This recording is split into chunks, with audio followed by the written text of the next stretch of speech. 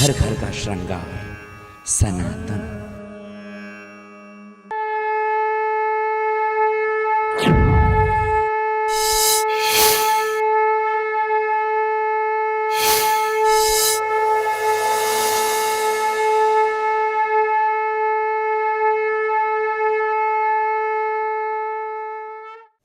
ओम सनातन, जय श्री राम। मैं हूं गगन गौतम और प्रोग्राम चल रहा है कौन बनेगा भजन सम्राट। मेरे साथ स्टूडियो में है कुलदीप सिंह राजपूत जी और साथ ही साथ हैं रागिनी माथुर जी। कुलदीप जी, सबसे पहले मैं जहन में सवाल मेरे ये आ रहा था कि कोई काम हम करते हैं, किसी ना किसी चीज़ से हम प्रभावित होते हैं। आपसे मैं ये जानना चाहता हूँ कि ये दिमाग में आइडिया कैसे आया कि मुझे कुछ अलग हटकर करना है, और ये कंसेप्ट आप कहाँ से लेकर आए?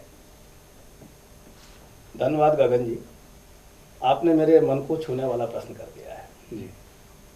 क्योंकि हर आदमी की अपनी एक दुखती रस होती है। कहते हैं कि उस पर हमने हाथ रख दिया। दुखती रस पर हाथ नहीं रखना चाहिए। जी, जी, जी। तो मैं यहाँ ये कहना चाहूंगा जी। कि इस कहावत को आप उल्टा कर दीजिए। जी। ये मेरी दुखती रग नहीं है, ये मेरे उस हर्ष का कह सकते हैं विषय ही नहीं है, ये मेरे जीवन का नजरिया है। जी। ये मेरी वो नस है जिसको अगर कोई दबाता है तो मैं बहुत ज्यादा उन्मादित हो जाता हूँ। खुश होते हैं, प्रसन्न। हर्ष का कोई पारावार नहीं रहता है। जी। कई बार फिर इस शरीर से बाहर निकलने का मन होने लगता है। इतना हर्षित हो जाता हूँ जब कोई कौन बनेगा भजन सम्राट के कॉन्सेप्ट के बारे में पूछता है। चलिए मैं आपको बताता हूँ। बहुत अच्छा, धन्यवाद आपने ये सवाल किया। और क्योंकि आप इस समय सनातन टीवी देख रहे हैं और हम सब भी सनातन हैं, जो हम चर्चा कर रहे हैं वो भी सनातन है। ये बात मेरे जहन में अक्सर गूंजा करती है, लेकिन हम अनुभव कैसे करें कि हम वाकई सनातन हैं। कोई कहता है कि हम हिंदू हैं, वो कहते हैं कि साहब हम सिख हैं, कोई कहता है कि हम मुसलमान हैं, कोई कहते हैं तुम ये हो हम वो हैं। अरे ये क्या है? आखिर में हम सब है तो इंसानी। जी। कांटों के तो खून तो एक जैसे ही निकलता है। तमाम सत्संग प्रवचन सुन सुन करके, ऐसे जगह जा जा करके बेहद परेशानी का आलम था। तो बालाजी महाराज की बड़ी विशेष दया हुई मेरे ऊपर। दया इस तरह से हुई कि कभी मंदिर दौड़ाया, कभी मस्जिद दौड़ाया, कभी गिरजाघर दौड़ाया। पहेली को हल करने के लिए उन्होंने कहा कि हल तब होगी जब तुम एक ऐसी पाठशाला में चले जाओ जो खुद को खुद से जानने के लिए सिस्टम को ऑपरेट करती हो। मैंने कहा अच्छा वो क्या हो सकता है? तब जाकर के मुझे संत मत में जुड़ने का मौका मिला। तो ये अंतर्मन की आवाज थी? बिल्कुल अंतर्मन की ही आवाज थी।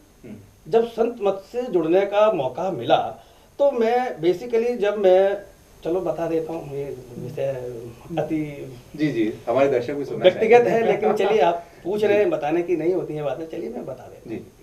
मैं जब दर्जा 9 में पढ़ता था, एक कॉन्सेप्ट मेरे दिमाग में आया। बेसिकली मैं साइंटिस्ट बनने का ख्वाब रखता था। साइंटिस्ट तो बना, ऐसी विधा का साइंटिस्ट बना जिसके बारे में मुझे ना कभी सोचा ना उसके लिए कुछ करना पड़ा। अपने आप चीजें खुलती चली गई। ऊपर वाली ने चुना, कोई बात नहीं। तो एक विजन आया, science is everything and everything is God gifted, whatever we see in nature, universe and beyond of these universe. जब ये कॉन्सेप्ट दिमाग में आया, इसको प्रैक्टिकली कैसे किया जाए, धरातल पर कैसे उतारा, धरातल पर कैसे लाया जाए। जी। तो जब मैं फिलॉसफी से पीजी कर रहा था, या जब मैं सिविल सर्विसेज की तैयारी कर रहा था पीजी से, फिलॉसफी से, तो हमारे कुछ साथियों ने कहा कि राजपूत जी आप फिलॉसफी में ऐसा क्यों करते हैं? तो मैंने कहा यार, अक्सर आप चूक रेडियो जॉकी भी हैं और रेडियो नोएडा के आप एक मतलब जाने माने ना केवल रेडियो जॉकी बल्कि एक बहुत बड़े कर्णधार भी है। तो आपको मैं बता देता हूँ आपकी जानकारी के लिए, और अपने दर्शकों को भी बता देता हूँ, एक बड़ी ही एक अलग बात है जो शायद आपको समझ आ जाए मैं क्या कहना चाह रहा हूँ। कि जब मैं ट्यून करता था अपने आप को तो मैं चैनल्स को सुन लेता था। ये क्या है मुझे समझ नहीं आया। जब मैंने साइंस ऑफ स्पिरिचुअलिटी को ज्वाइन किया, संत मत को ज्वाइन किया, वहां पर इसी विधा में प्रयोग होते हैं जी। जब मैं उस प्रयोगशाला में बराबर गया तो उसमें एक लिमिट है कि आप अपने दिन का 10%, 24 घंटे में लगभग 2.5 घंटा अगर आप मेडिटेशन को देते हैं then you are capable to analyze, to visualize all the divine miracles. क्या बात, बहुत खूब। कोई इसके मानने को तैयार नहीं। 2.5 घंटे, 24 घंटों में से सिर्फ 2.5 घंटा अगर आप प्रतिदिन देते हैं और लगातार अगर आप 90 आवर्स को कंटिन्यूअसली कर लेते हैं, उसके बाद क्या होता है मैं कहूंगा नहीं, आप कर देखिए। नहीं, मैं खुद आपकी बात का समर्थन करता हूँ क्योंकि मैं भी आध्यात्म से जुड़ा हूँ और मेडिटेशन करता हूँ। बड़ा अच्छा सुकून मिलता है, दिमाग शांत रहता है, अच्छे अच्छे विचार आते हैं। तो दोस्त, अगर आप कुछ और जानना चाहते हैं कुलदीप जी से तो आप कॉल कर सकते हैं, पूछ सकते हैं, जान सकते हैं। फिलहाल मैं ये जानना चाहता हूँ कुलदीप जी की सनातन धर्म की बात हो रही है, इस कार्यक्रम की बात हो रही है, कौन बनेगा भजन थोड़ी सी सम्राट। बात अभी हाँ, मैं अधूरी उसी रह गई बात पर आ है, रहा मैं हूँ, इसको पूरा कर देता हूँ। उसी बात पर आ रहा हूँ। जो जब फ्रीक्वेंसी को सुपर कंप्यूटर कैच करता है जी, यानी कि आदमी के दिमाग में समझता हूँ वही सुपर कंप्यूटर है, मैं समझता नहीं हूँ दरअसल ये है। बाकी कंप्यूटर इसी ने बनाए। जो भी आप टेलीकास्ट करते हैं, वाइब्रेशंस होती है, उनको ये कैच कर सकता है।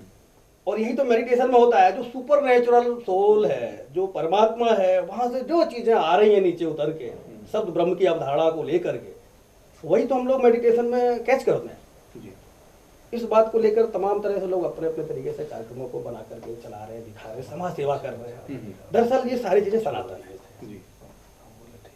ये जो प्रोसेस है इसको हम भजन कहते हैं। वो जो संगीत है जिसे नाद कहा गया, आंतरनाद कहा गया, जो सुपर म्यूजिक है, सुपर नेचुरल म्यूजिक है, जब वो आना शुरू हुआ तो ये लगा कि जब दुनिया का कोई भी फिल्मों में कोई गाना आ रहा, भजन का आ रहा, तो उसको सुनकर के मन थिरकता है, प्रसन्न हो जाता है, धड़कने हार्ट जो है ना वाइब्रेट होता है, ठीक है। जब ये वाइब्रेट होता है तो मैंने सोचा कि अगर वो म्यूजिक जो कि ऊपर से उतरता है, जब ये वाइब्रेट होता है तो क्या होता है, देन मिरेकल्स, चमत्कार होते हैं। अब इस बात को तमाम तरीके से लोग कहते हैं जी, चमत्कारी चीजें करने लग जाते हैं। जब ये चीजें आई तो मैंने कहा इसमें क्या है कि कंफ्यूजन क्रिएट होंगे, और इसी कंफ्यूजन को क्रिएट कर करके तमाम लोगों ने धर्म के नाम को, सनातन सभ्यता को दूषित करने का काम किया। अगर रियल भजन,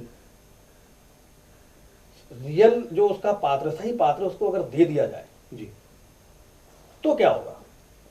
तो वही होगा, अगर दीपक में तेल है, बाती है, माचिस लगाओगे तो जलेगा, पानी होगा तो नहीं जलेगा जी, जलेगा तो क्या, बाती जलेगी, उसके बाद में जब जैसे ही पानी के संपर्क में आएगी तो बुझ जाएगी जी। जब उस भजन की संकल्पना हमारे मन में आई तो हमने कहा एक हम कार्यक्रम बनाते हैं, कौन बनेगा भजन सम्राट। जितने भी विश्व में धर्म गुरु हैं उन सबको आमंत्रित करते हैं, वो किस किस तरीके से भजन की विधा को लोगों को दे रहे हैं जी, और उनके फॉलोवर्स उसको फॉलो करके क्या सीख रहे हैं, उनका जीवन दर्शन कैसे हो रहा है, क्या है मिशन व्यवहारिकता, क्या है उनके जीवन की व्यवहारिकता, क्या वाकई वो भजन दे रहे हैं, वाकई वो सिमरन दे रहे हैं, क्या वाकई वो चीज दे रहे हैं जिसको उन्हें देना चाहिए, क्या सनातन नाम को बदनाम कर रहे हैं। जब ये पीड़ा हुई तो मैं तो बेसिकली न्यूज का आदमी हूँ जी, खुलासा न्यूज, रिवीलिंग द फैक्ट्स, में तो क्राइम सेगमेंट के प्रोग्राम बनाने वाला आदमी था। ये चीजें जब मेरे मन में आई तो ये दुखती नस नहीं, हर्षित करने वाली मेरी नस है। मुझे अपना 25 साल का जो पत्रकारिता का कैरियर था, मुझे 2 मिनट लगे उसको खत्म करने में। मैंने छोड़िए, अब मिशन पत्रकारिता एक तरफ, वो जो हमारे स्टूडेंट थे, जो बेसिकली मैं टीचर हूँ, बच्चों को पढ़ाता हूँ, मास कॉम वालों को, तो उनको वहाँ ज्ञान तक छोड़ दिया कि आप मीडिया की नॉलेज जो लेना चाहें आइए, वेलकम, हम आपको बता रहे हैं।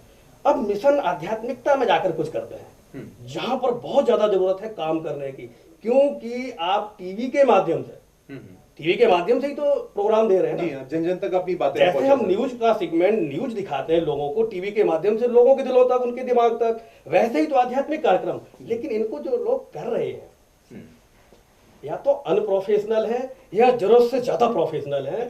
जो रियल चीज जो देनी चाहिए वो जो जैसे दे रहे हैं, उसमें मुझे लगा कहीं ना कहीं अभी काम किया जा सकता है, उसमें कहीं ना कहीं मेरा नजरिया अगर जाएगा शायद मैं कुछ कर पाऊंगा।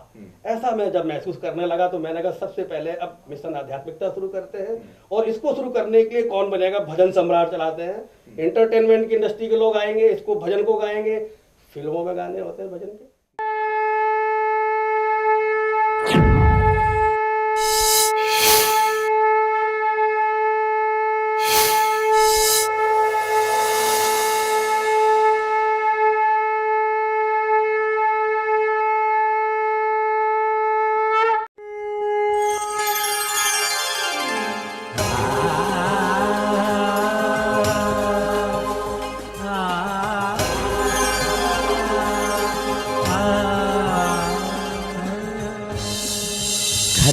श्रृंगार सनातन।